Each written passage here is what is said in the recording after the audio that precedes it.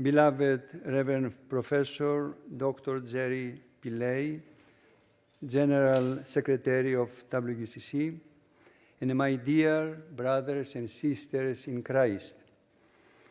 Today, we have gathered in this communal prayer to ask the Triune God to fulfill our common vision about the reunification of North and South Korea. This is the reunification of two parts of a nation that shares the same history, the same language, and the same culture, yet remain divided for over 70 years. Reunification is not merely a political or geographical matter, but a profoundly sacred mission that touches the hearts of millions. The Korean Peninsula, once whole, was divided by the forces of history and ideology. Yet, this division could never erase the shared identity of the Korean people.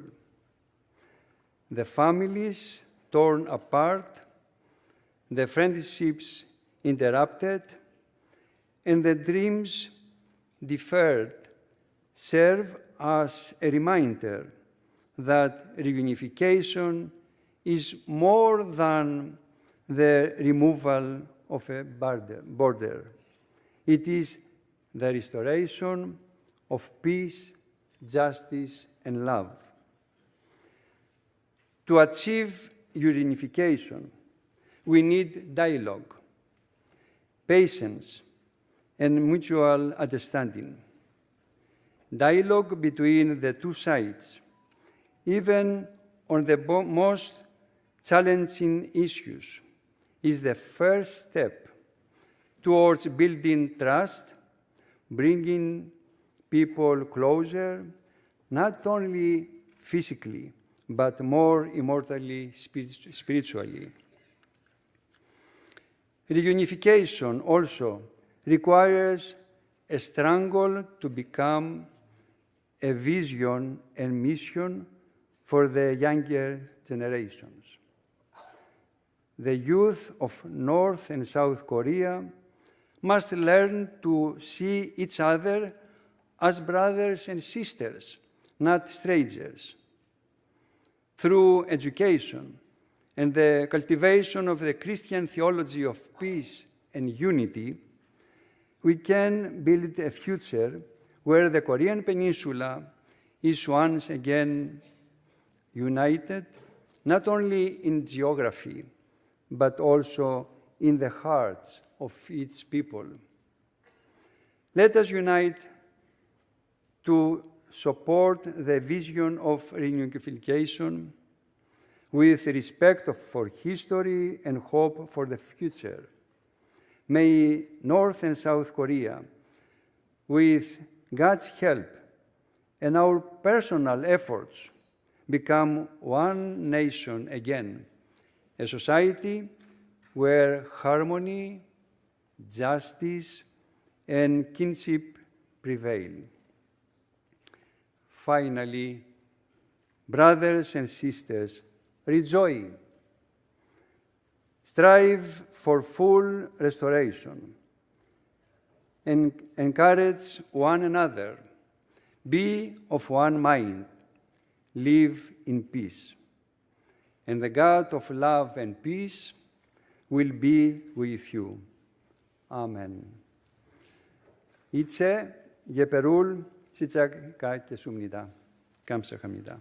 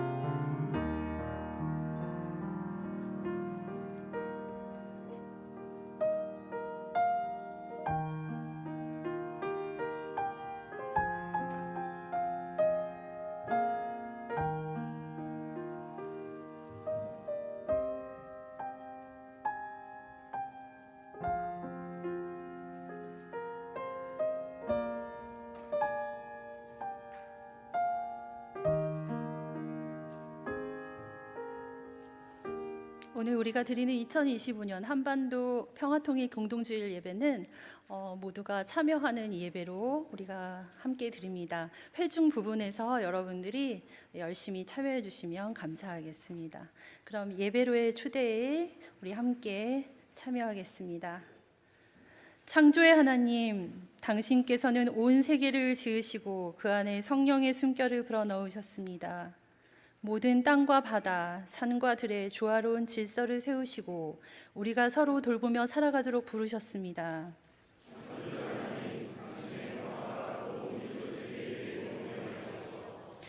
성령 하나님, 당신은 우리를 불러 한 몸 된 공동체를 이루게 하셨고 서로의 고통에 응답하며 살아가게 하셨습니다. 당신의 사랑은 인간이 만든 국경과 장벽을 넘어 우리를 하나로 묶으십니다. 이 땅과 온 세계 위에 새로 피어나는 평화의 싹을 돌보게 하소서.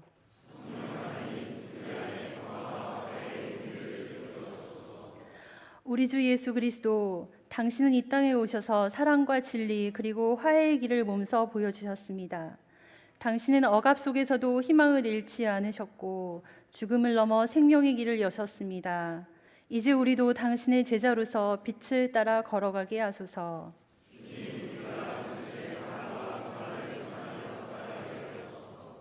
하나님, 오늘 이 예배에 모인 우리는 한반도와 온 세계가 겪는 분단과 상처, 불안과 아픔을 당신 앞에 내려놓습니다. 그러나 우리는 절망하지 않습니다. 작은 희망의 씨앗이 다시 돋아나고 평화의 새 길이 열리고 있음을 믿습니다.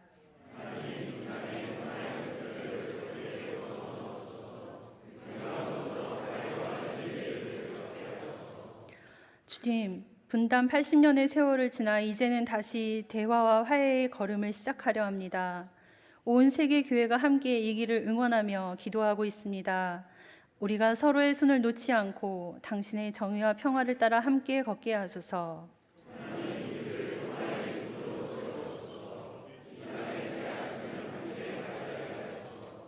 이제 우리 하나님 안에서 하나 되어 평화의 주님을 찬양하며 이 예배를 시작합시다. 주님, 우리와 함께 하소서. 아멘.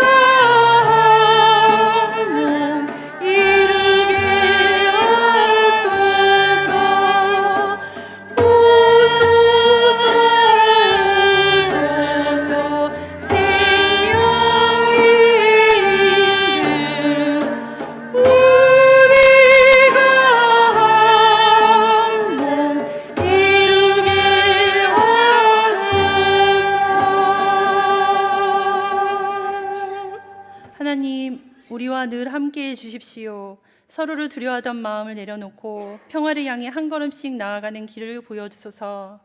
분단의 상처를 딛고 온전히 마주보며 웃을 수 있는 날이 오도록 그 길을 걷는 우리 모두에게 따뜻한 용기와 쉼을 허락해 주십시오. 이제 모두 자리에 착석해 주십시오.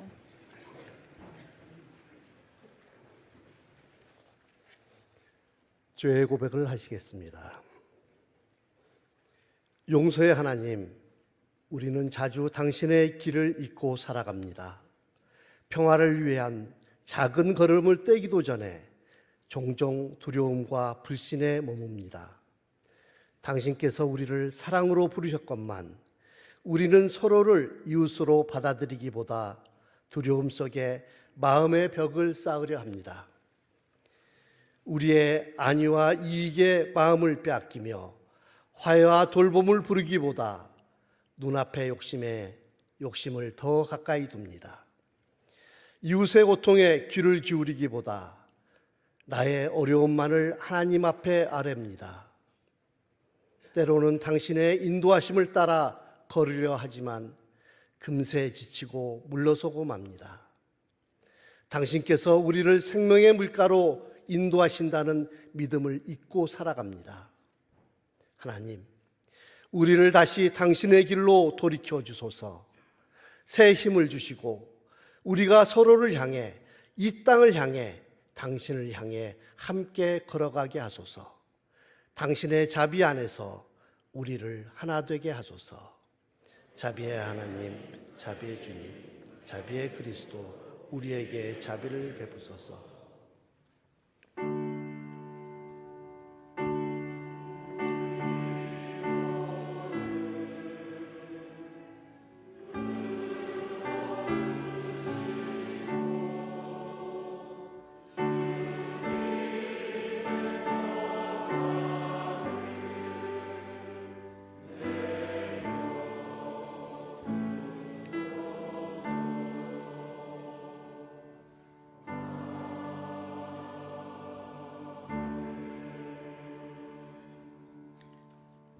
사랑하는 여러분, 하나님께서 우리에게 들려주신 복된 소식을 믿으십시오.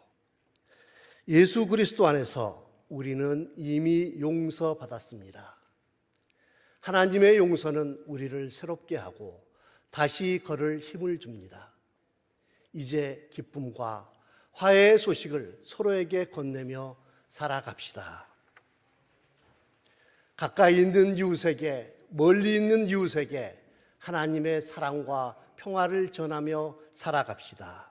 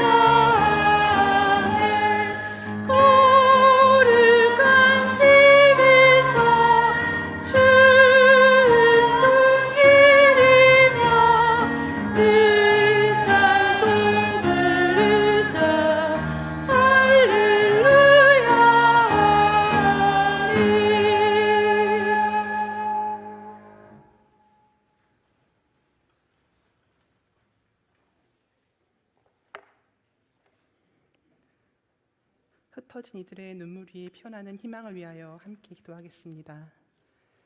자비 하나님, 이 땅 어디에도 머물 곳을 찾지 못해 떠도는 이들의 눈물을 기억하소서. 전쟁과 폭력, 가난과 억압 속에서 삶의 터전을 잃은 이주민과 난민들, 눈물로 문을 두드리는 나그네 된 이들을 당신의 사랑으로 감싸 주소서. 우리가 외면하지 않고 함께 손 내밀어 살아가게 하시고 상처받은 이들의 삶 위에 당신의 위로와 평화가 새롭게 피어나게 하소서.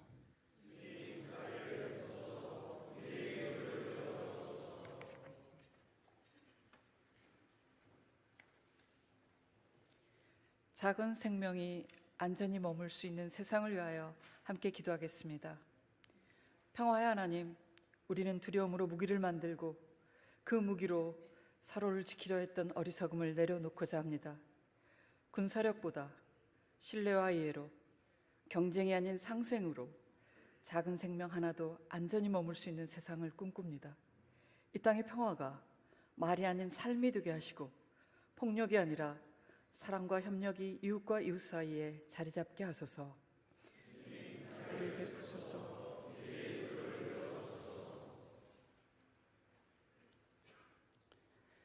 울부짖는 피조 세계와 함께 기도합니다.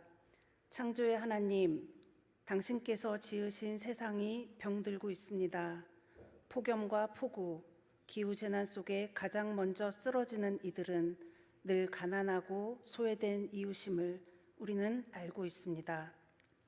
자연의 신음이 멈추게 하시고 생명을 보살피는 지혜를 우리에게 더하소서. 참된 평화 없이 기후 정의도 없음을 깨닫게 하시고 우리의 삶이 창조 세계를 지키는 걸음으로 바뀌게 하소서.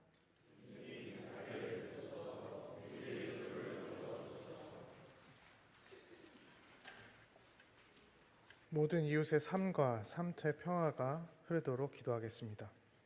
사랑의 하나님, 한반도와 동북아시아 곳곳에서 팔레스타인의 가자지구와 우크라이나, 미얀마를 비롯한 세계 도처에서 오늘도 무고한 이들이 전쟁과 폭력 속에 목숨을 잃어가고 있습니다. 특히 어린이와 여성, 힘없는 이들의 희생이 더 이상 반복되지 않게 하시고 목소리조차 낼 수 없는 이들의 생명이 헛되지 않게 하소서. 당신의 평화가 그들의 삶과 삶터에 스며들어 폭력과 억압이 멈추고 누구나 두려움 없이 살아갈 수 있는 세상이 오게 하소서. 이 땅 한반도와 동북아시아의 평화가 온 세계 평화를 향한 소중한 첫걸음이 되게 하시고 국경과 차이를 넘어 서로를 이웃으로 바라보는 열린 마음을 우리에게 허락하소서.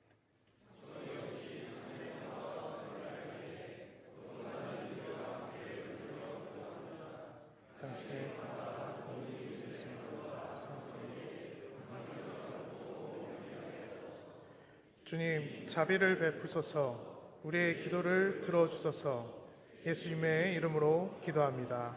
아멘.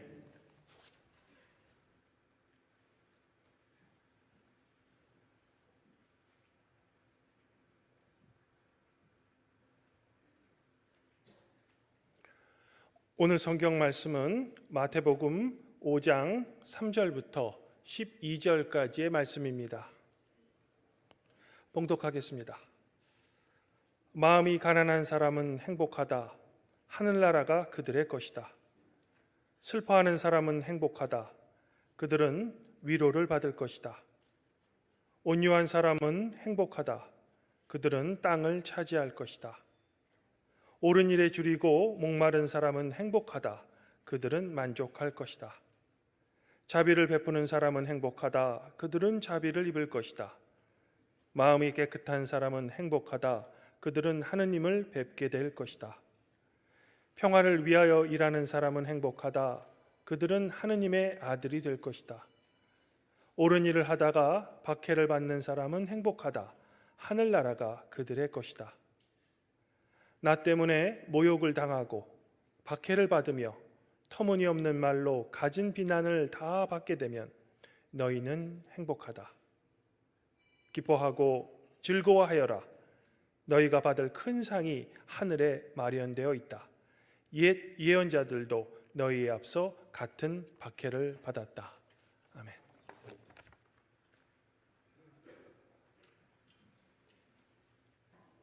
이 시간에는 향인교회 국악찬양단 예향에서 특별 찬양을 준비했습니다.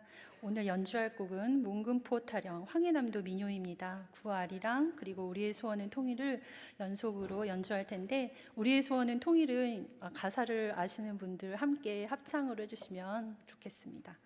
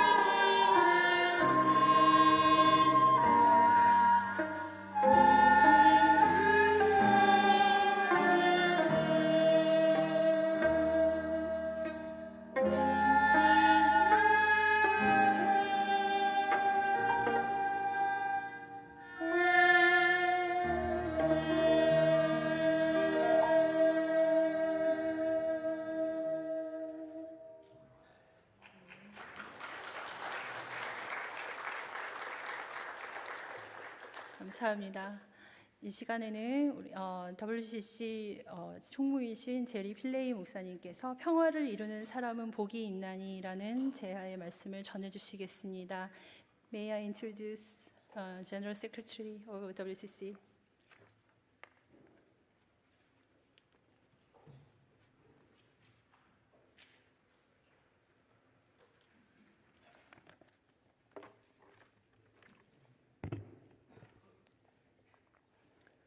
NCCK Moderator and General Secretary, sisters and brothers, it is my joy to be with you today at this global prayer for peace and reunification on the Korean Peninsula, and especially as you commemorate and reflect on 80 years of division. I hope that the WCC presence amongst you today will communicate to you in a very deep sense our support of and solidarity with you as you continue to hold out hope and anticipation of the vision and work for reunification and peace for all Korea. We have been privileged to journey with you in this long road, and we continue to do so as the World Council of Churches. It is pleasing to know that the new government leadership is willing to pursue dialogue to this end of reunification. But it is clear that the doors are not yet open to these endeavors. Much work still has to be done. Nevertheless, as children of God, we continue to move forward in hope and anticipation that one day our prayers would find fulfillment and joy. We labor in love and hope, knowing that, as the scripture says, blessed are the peacemakers, for they will be called children of God. Matthew 5, verse 9. To understand what Jesus is saying in this verse, we need to dig a little deeper and place the Sermon on the Mount in context. We are told that Jesus went up on a mountainside and sat down. His disciples came to him, and Jesus began to teach as one with authority.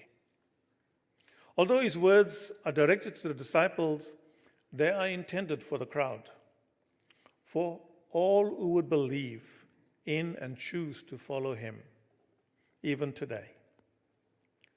In this discourse, Jesus makes clear that what life in the kingdom is all about. It is a call to all who believe in to live the Jesus way, if they believe in him. And the Jesus way is the way of love, peace, and unity. We live in a world that is so riddled with violence, conflicts, and wars. We think might is right, and power is used to force what one gets and wants. The WCC is clear that violence is not the way to peace, but dialogues are the medium through which we can find each other and create a stable, secure, and peaceful society and world. God calls us to proclaim the good news of salvation, but this is deeply interconnected with the transformation of society and the world. Amid violence and suffering, we are called to proclaim the good news of peace in Jesus Christ. Today, few Christians would doubt that peacemaking is an intrinsic aspect of the Church's missionary message. In a contemporary world where terrorism, violence, crime, war, poverty, and a climate catastrophe, often intimately related to and caused by one another, are the most important issues of the day, this aspect of the gospel message is accurately pertinent. Peacemaking is a major ingredient of the missionary paradigm, but sadly, an often neglected aspect. It is in such a context that we need to hear afresh the words of Jesus to us. Blessed are the peacemakers. The scriptures describe Jesus as the Prince of Peace. But more than that, he is our peace, meaning that in him we receive and have our peace. The Apostle Paul captures this significant work of Christ in his letters, pointing out how peace is made possible. He writes in Colossians 1, verses 19 to 20, "For God was pleased to have all his fullness dwell in him, and through him to reconcile to himself all things on earth, or things in heaven, by making peace through his blood shed on the cross." What Paul establishes here is that God is the one who initiates peace. It is the work of Jesus on the cross that reconciles us back to the Father. It is the sovereign Lord who gives us peace. We are therefore called to be at peace with God, for this is the foundation for any form of having peace. God is our peace. I think that it is important for us as Christians to know and believe this. We often want to do things in our own strides. It begins with a relationship with God, which requires nurturance and growth, which comes through prayer, study of the Word, and obedience to God. This global prayer for peace is a testimony to the fact of our dependence and trust in God. But note that it does not stop at this. Paul goes on to tell us in Colossians 3, verse 15 following, "Let the peace of Christ rule in your hearts, since as members of one body you were called to peace." This establishes the fact that not only have we received peace in Christ, but we are called to be agents of peace and hope in the world. Considering this, we need to hear again the words of Jesus in the Beatitudes. "Blessed are the peacemakers, for they will be called children of God." What does it mean for us in this context of unceasing and escalating violence in the world? The Sermon on the Mount is one of the most misunderstood messages that Jesus gave. One group says it is God's plan of salvation, that if we ever hope to go to heaven, we must obey these rules. Another group calls it a charter for world peace and calls the world to accept it. Still, a third group tells us that it does not apply to today, but that it will apply at some future time, perhaps during the tribulation or the millennial kingdom. Whatever the case, the main emerging theme is true righteousness and peace and justice. It is righteousness not as the Pharisees seem to stress on external conduct based on the law, but one that begins internally in the heart. It is no wonder that the WCC calls for an ecumenism of the heart.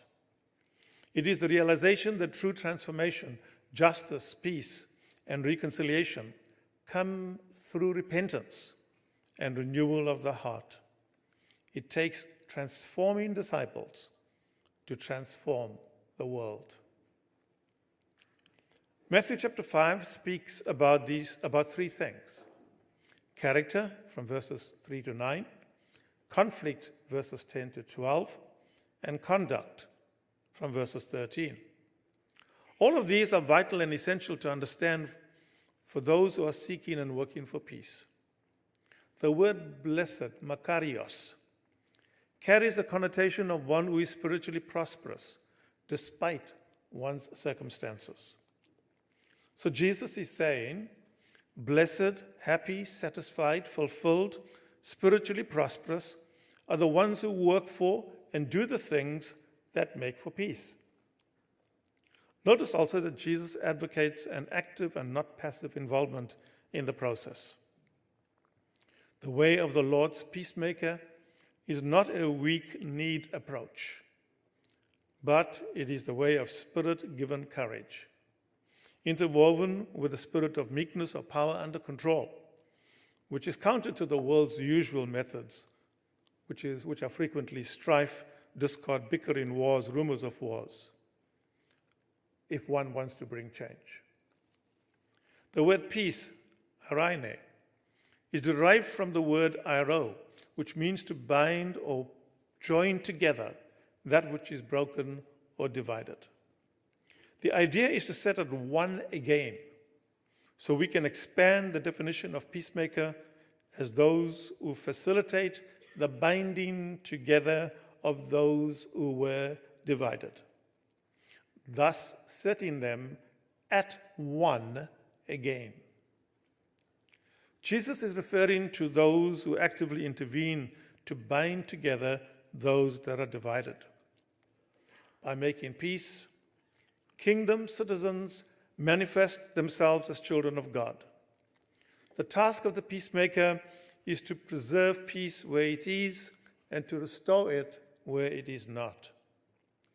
The task of the peacemaker is to reconcile people to God as they point to the saving grace and love in Jesus Christ, and to reconcile people to one another and to all creation. Isaiah chapter 6 captures the upward, inward, and outward experience of peace in the prophet's dramatic encounter with God in the temple. He looks at God, at himself, and at the world around him. We learn from this that we are called to have peace with God, to be at peace with ourselves, and to work for peace with others. As we gather here at this global prayer for peace, I trust that this is what you will seek to do. I call you to focus on three significant points. Remember your calling as Christians to be agents of peace. Secondly, understand the context in which you are working for peace. And most significantly, thirdly, let your peace be found in Christ. Why must we be peacemakers? In the final analysis, we turn once again to Matthew 5, verse 9. Blessed are the peacemakers, for they will be called children of God. Judging from this verse, we are blessed, fulfilled, satisfied, and spiritually prosperous when we make peace and work for peace. The point is driven even further in the words that follow, which declares that we are called the sons and daughters of God when we work for, restore, and preserve peace. May we never cease to work for peace. Thus, it is commendable to see that you are continuing to pursue the vision of justice, peace, healing, reconciliation, and the peaceful reunification of the Korean Peninsula. We must not lose vision or hope for unity and peace, even when it seems at a distance and somewhat unrealistic. This is what the prophet Isaiah tells us in chapter 11 as he speaks to the people of Israel. He speaks about three things related to peace. Firstly, he points us to the prophecy and promise of peace in the coming of the Messiah, from verses 1 to 5. And these verses describe how Messiah brings about peace. We notice here, like in the Beatitudes, the close connection with righteousness and peace. There cannot be any real peace without justice. Secondly, Isaiah gives us a picture of what this peace would look like in verses 5 to 8. Here's the picture. The wolf will live with the lamb. The leopard will lie down with the goat. The calf and the lion and the yearling together, and a little child will lead them. The cow will feed with the bear. The young will lie down together, and the lion will eat straw like the ox. Seems like a very far-fetched picture of reality, doesn't it? But we must remember that Jesus did say, "Peace I leave with you, my peace I give you. I do not give as the world gives. Do not let your hearts be troubled, and do not be afraid." The peace that we work for is not necessarily what we want, but what God wills for us. Thirdly, in Isaiah, verse 9, we see the power of peace. It is difficult to imagine that fierce and gentle animals will live together. But when this happens, there will be perfect harmony and peace. All of these are possible not largely because of human beings, but because of God's power to create a new world and to establish order and peace, and an environment in which all of creation can live together in perfect harmony and peace, just what the world needs today. Left on our own, it would be difficult for the peaceful reunification of the Korean Peninsula. But with God's power and human obedience to God, all things are possible. We have experienced God's power in South Africa. Nelson Mandela, in his biography, Long Walk to Freedom, details the long journey of pain, suffering, and struggle against apartheid. Many believed the day would never come when Black South Africans would be freed from oppression and racial discrimination. But people gathered, prayed, and worked for liberation over many decades. And then the miracle came in 1990, when Mandela was freed from prison and negotiations began to transform South Africa. All parties, including the ANC as a liberation movement at that time, met and formed a transitional government, wrote a new constitution, and paved the way for a democratic republic based on free and fair elections. So what made the difference in South Africa? The country was saturated in prayer. Many Christians and other faiths came together and worked for change. There was a real turning to God. We thank God for leaders like Mandela, who did not return from prison with bitterness, anger, vengeance, and an unforgiving spirit. This can only be the work of God.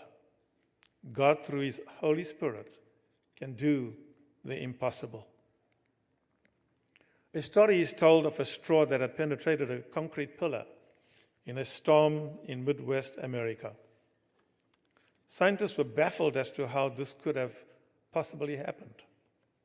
A straw so light can penetrate thick concrete. In the end, they concluded that it was not because of the strength of the straw that it was able to go through the pillar, but because of the force of the wind that took it there. In the power of the Holy Spirit, hearts and minds and lives can be changed. The impossible can be very possible.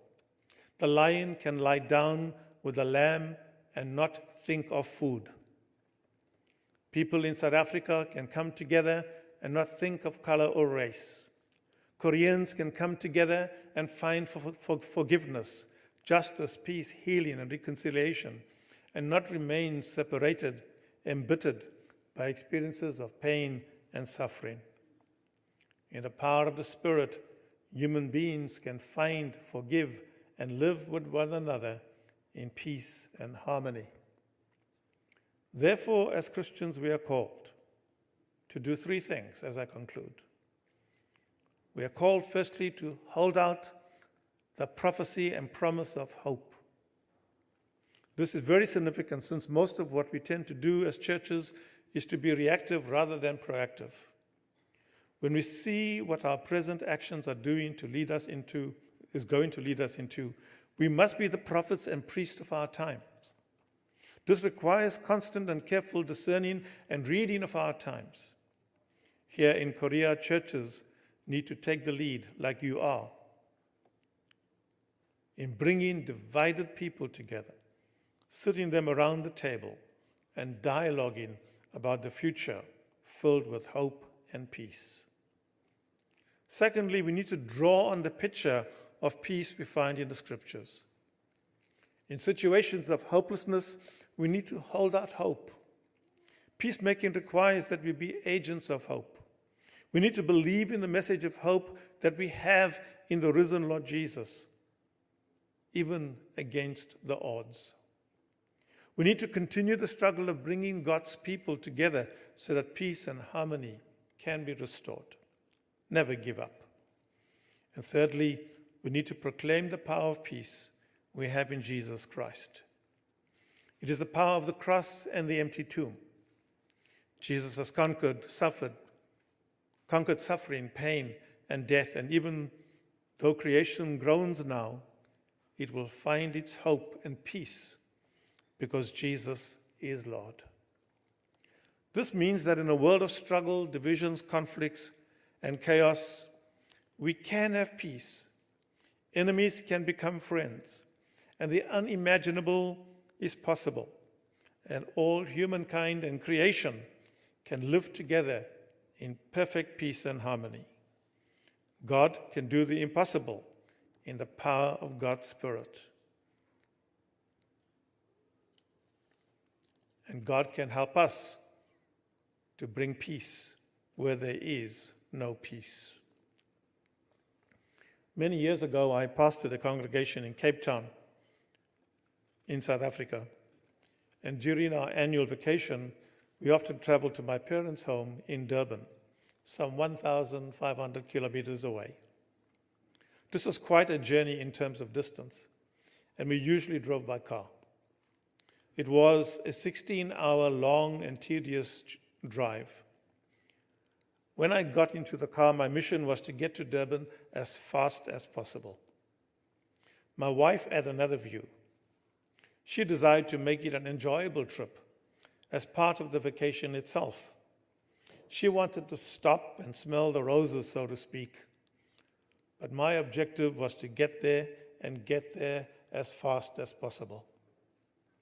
I remember on many occasions during the drive, setting for myself signposts ahead to reach a point, partly to keep me focused and awake, but mostly to make me believe that I was getting closer to my destination.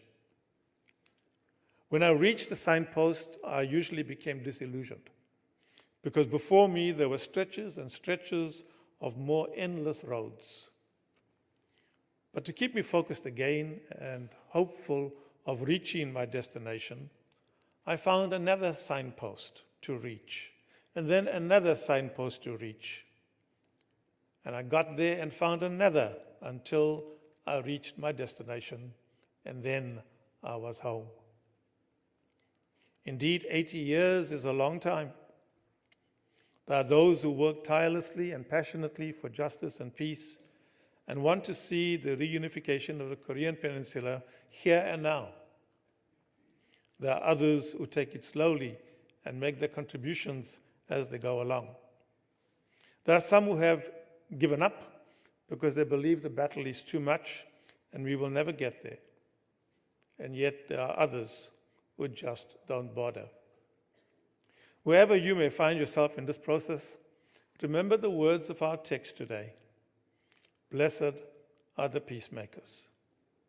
And may this give us renewed desire to pray and work for peace in all Korea, no matter how long it takes until we reach home. May God's renewed strength and hope be given to you in this continued journey, and may the peace of Christ guide and guard your hearts at all times. God bless you.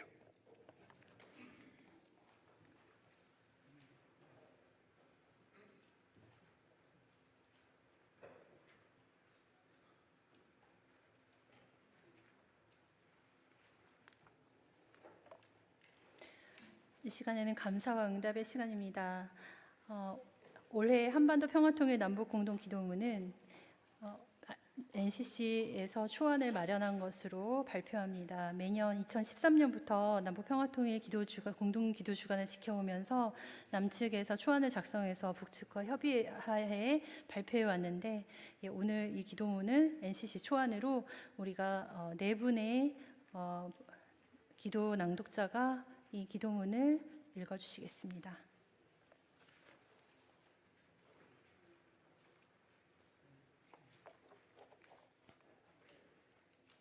함께 기도하시겠습니다.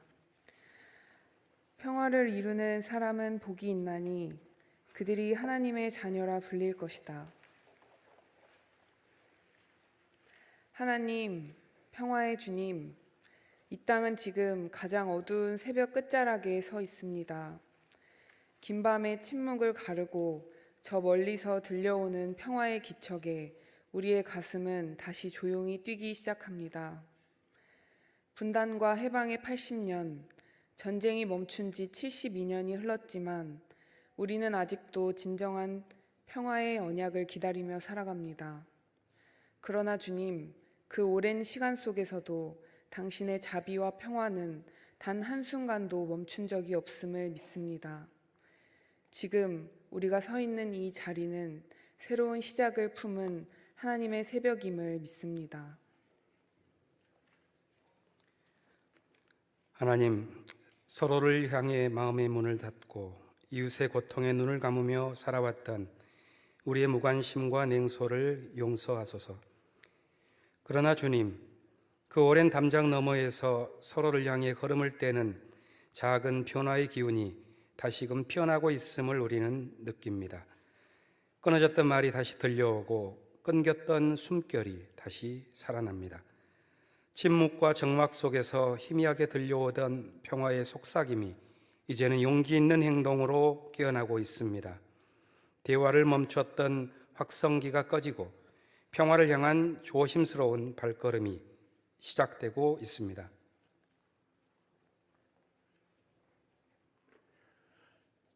하나님이 모든 작은 시작들이 진실한 만남과 지속적인 평화의 길로 이어지게 하소서. 이 땅의 전쟁을 정당화해온 모든 증오와 적개가 더 이상 우리의 미래를 가로막지 못하게 하소서.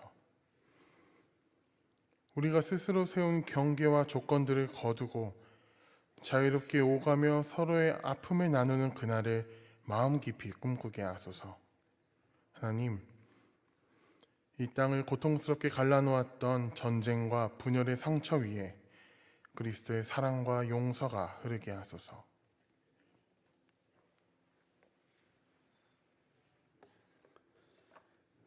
하나님, 우리는 39년 전 스위스의 작은 마을 글리온에서 남과 북의 교회가 함께 성만찬을 나누었던 그 감격의 순간을 잊지 않고 있습니다.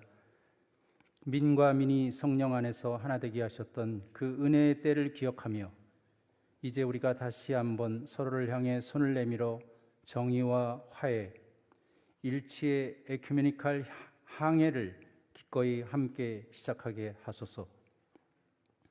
특별히 지구 곳곳에서 전쟁과 억압으로 고통받는 하나님의 자녀들과 더불어 연대하게 하시고 정의롭고 지속가능한 평화를 향한 세계 에큐메니칼 공동체의 여정에 우리가 책임있게 동참하게 하소서. 하나님, 우리의 안에 낙심을 일으켜 세우시고 우리를 다시 평화의 사명으로 부르시는 주님의 음성에 기꺼이 응답하게 하소서. 한반도를 넘어 동북아 평화의 지대로 이 땅을 빚어가시는 주님의 뜻에 순종하며 하나님 나라의 정의와 평화, 생명을 향해 우리의 삶을 드리게 하소서. 지금 이 시대는 그리스도 안에서 다시 시작할 수 있는 하나님의 카이로스, 은총의 때임을 믿습니다. 우리가 그 부르심에 응답하며 사랑과 평화, 생명의 하나님을 향해 온 마음과 정성으로 나아가게 하소서. 예수 그리스도의 이름으로 기도드립니다. 아멘.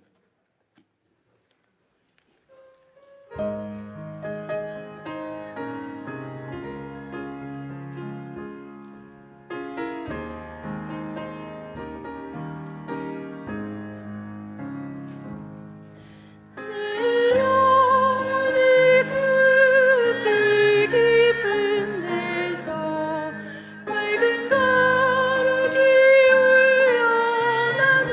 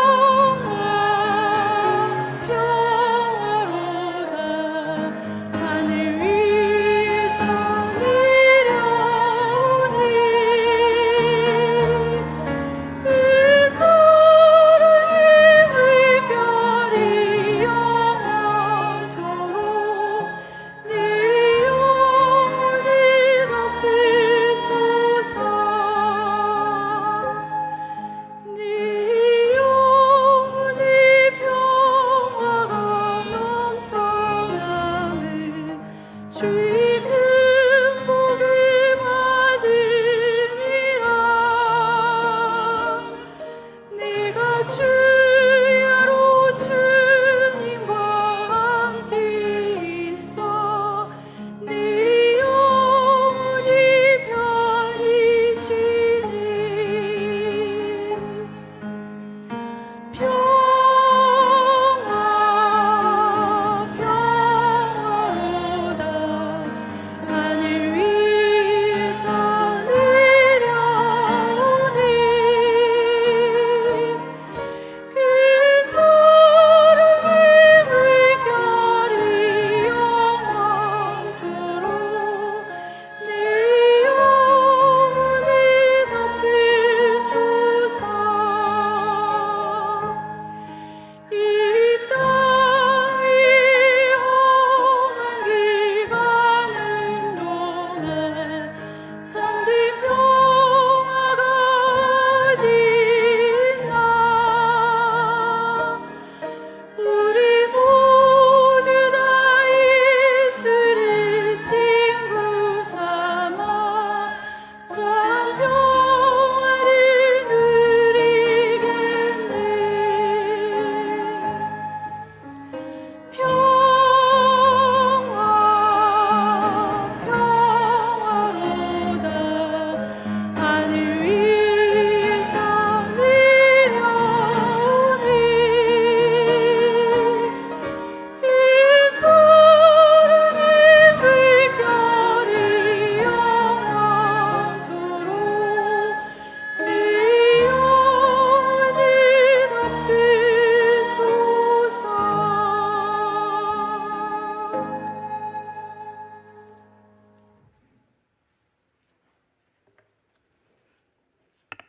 봉헌 기도하시겠습니다.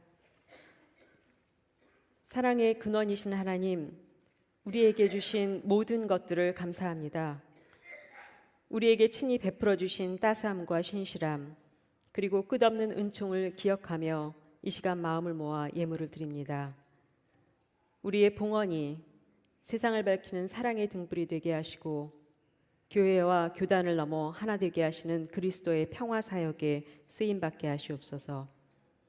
굶주린 이에게는 양식이 되고 상처 입은 이에게는 위로가 되며 갈등과 분열의 자리에 화해와 연합의 씨앗이 되기를 바라고 기도합니다. 우리의 삶이 온전히 하나님께 드려지기를 기도하오니 우리가 당신의 도구로 일하며 정의와 사랑과 평화와 화해의 길로 담대히 걸어가기를 원하고 간구합니다. 예수 그리스도의 이름으로 기도드립니다. 아멘.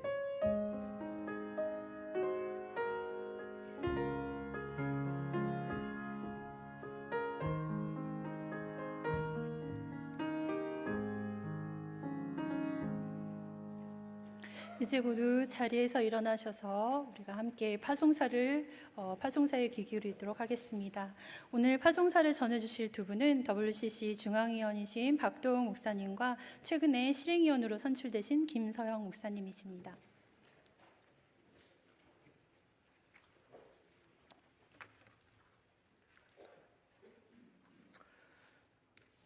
자비로우신 하나님, 오늘 이 자리에서 다시 한번 고백합니다.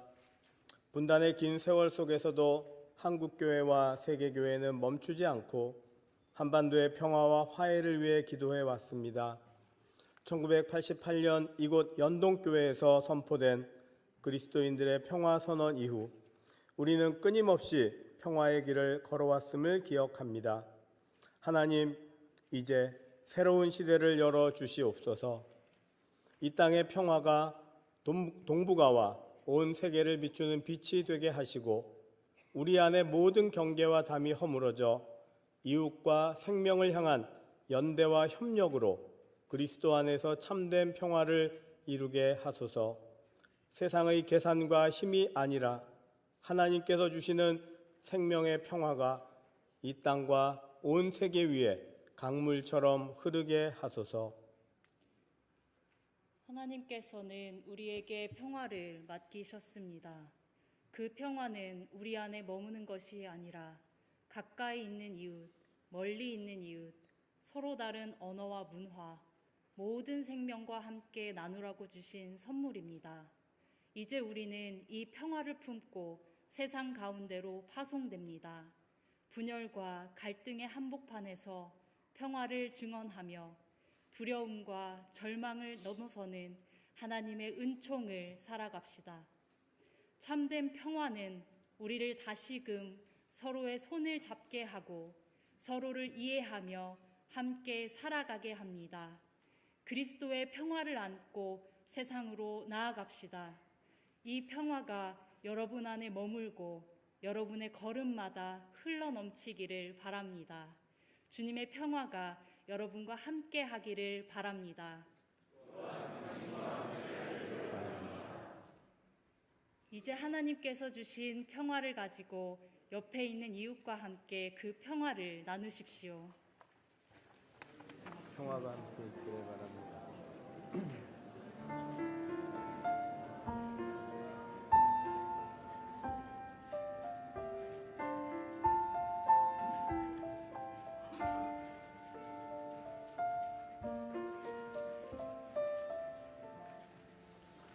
우리 다 함께 일어서신 채로 찬송 순서지 14면에 있는 평화가 있기를 찬송 함께 부르시겠습니다.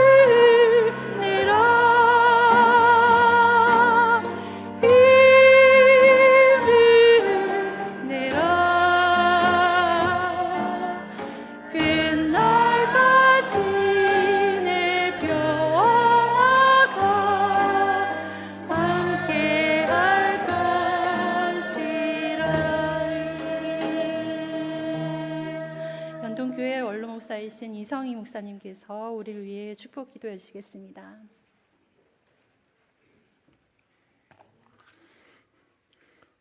원수된 것 곧 중간에 막힌 담을 십자가로 허시고 하나가 되게 하신 화평의 주님 예수 그리스도의 은혜와 이스라엘과 유다의 하나됨을 예언자를 통해 깨우쳐 주시고 모두가 생명과 정의에 이르도록 기다리시며 화해와 평화를 완성하시는 하나님의 사랑하심과 영원한 평화 통일의 현실 속에 하나님의 선물로 평화를 경험하게 하시며 분단 80주년을 화해와 평화를 이끄는 과제로 이끄시는 성령님의 교제와 도우심이 한반도 통일과 화해의 세상을 향한 평화의 일꾼으로 다짐하며 한반도 평화 통일 공동기도주일 연합예배에 참석한 한국기독교교회협의회, 세계교회협의회, 그리고 한국교회, 세계교회위에 영원까지 함께 하시기를 간절히 축원하옵나이다.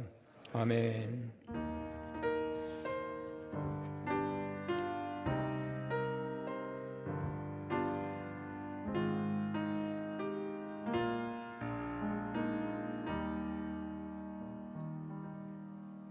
이제 모두 자리에 앉아주시기 바랍니다. 이렇게 예배를 마무리하면서 이제 평화의 인사와 광고를 NCCK 김종생 총무님께서 나와서 전해주시겠습니다.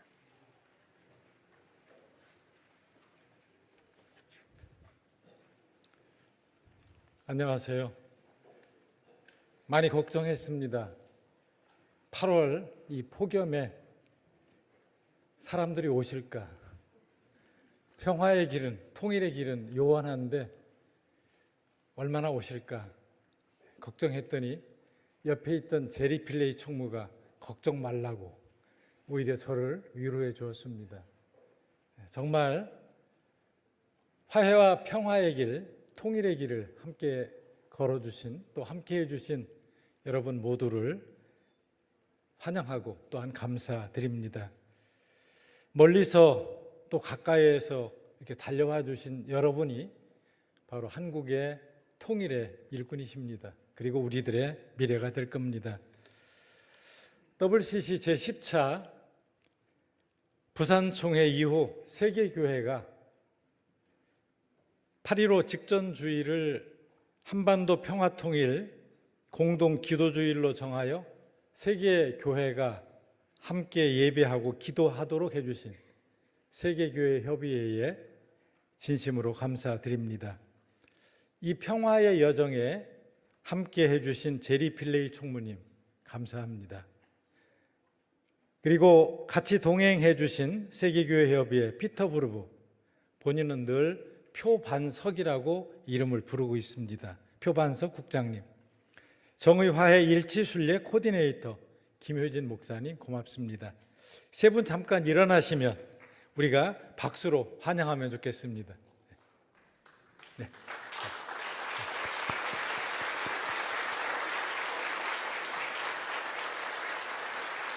감사합니다. 우리 한국교회의 자랑스러움이 대명사가 88 선언이었습니다. 한반도 평화통일의 상징으로 기억하는 우리들의 호명이기도 했습니다. 바로 그 상징적인 자리 연동교회에서 1988년 2월 29일 한국기독교교회협의회 총회 중에 민족의 통일과 평화에 대한 한국 기독교의 선언이 선포되었습니다. 기독교의 자긍심으로 기억할 역사, 그리고 기록할 역사가 오늘 바로 연동교회에서 시작된 것입니다. 그리고 그 정신을 기리기 위해서 오늘도 연동교회에서 한반도 평화통일 공동기도주일 연합예배를 드릴 수 있게 되었습니다. 이 일에 우리 김주용 담임 목사님, 그리고 이성희 원로 목사님, 그리고 당회에 감사드립니다. 실무의 번거로움을 마다하지 않고 수고해 주신 행정 목사님, 계대원 목사님께도 감사드리며, 이성희 목사님 잠깐 일어나시면 저희들 감사의 박수 한번 하겠습니다. 네, 감사합니다.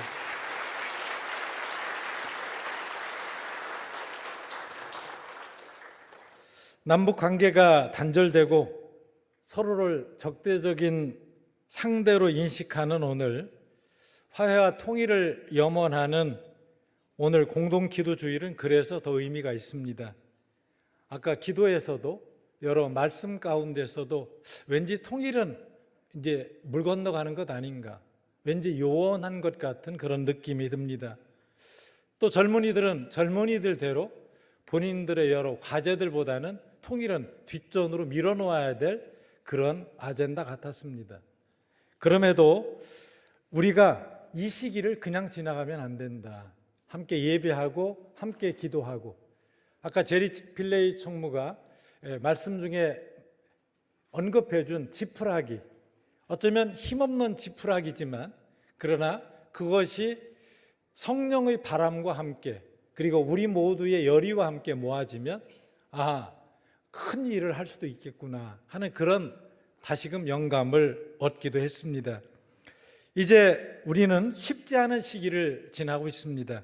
그러나 분명히 확신하는 것은 분단의 장벽을 넘어 어쩌면 지난 세월 우리가 함께 북측과 기도해 왔던 이 시간들, 그리고 기도의 눈물이, 그 헌신이 이 땅의 평화를 다시금 세원 그리고 통일에 이르는 아마 그런 씨앗이 될 것임을 믿습니다.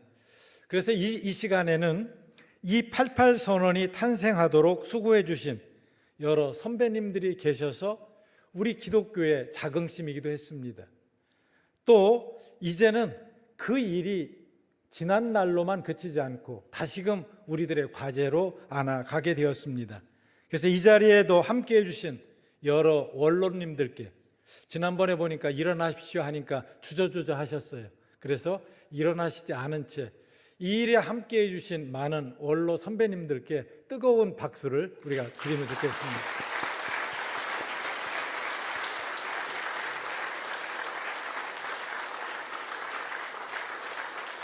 이 주무를 한국기독교교회협의 화해와 통일위원회가 맡아 수고해 주셨습니다. 그리고 특히 오늘 순서를 맡아주신 우리 암브로시오스 조성암 대주교님을 비롯한 모든 순서자분들께 진심으로 감사를 드립니다. 세계교회 협의회와 더불어 전 세계 에큐메니칼 공동체가 오늘 우리와 함께합니다. 우리만의 과제로 가져가지 않고 세계교회가 함께 연대해 기도하고 있습니다. 우리 모두가 마음과 손을 맞잡고 새로운 한반도의 봄을 향해 걸어가십시다. 우리의 기도와 눈물이 희망의 역사를 이루어가는 마중물이 되기를 간절히 바랍니다. 우리 마지막으로는 함께 일어나셔서 우리의 소원은 통일, 같이 부르실 때 옆 사람과 손을 잡고, 할 수만 있으면 다양한 분들과 한번 손을 잡고 같이 우리의 소원은 통일을 부르시겠습니다. 우리 사진을 찍으실 분들은 지금 나오셔서 앞에서 이렇게 찍어주시면 고맙겠습니다. 혹시 우리 향림교회 오늘 국악찬양단 예향 아주 수고해 주셨는데 우리 감사의 박수 한번 하겠습니다. 그리고 이 우리의 소원 통일을 함께 반주해 주시면 고맙겠습니다.